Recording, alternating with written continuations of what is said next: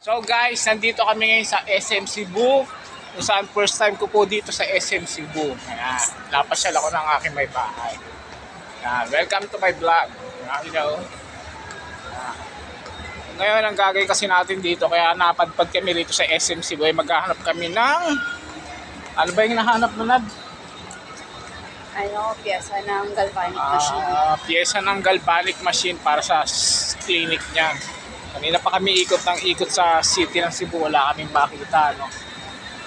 Yun lang guys, wala kakwenta-kwentang vlog. Huwag niyong panoorin to, mabuboring lang kayo. Harap natin sa ay, parang may picture. Ayan.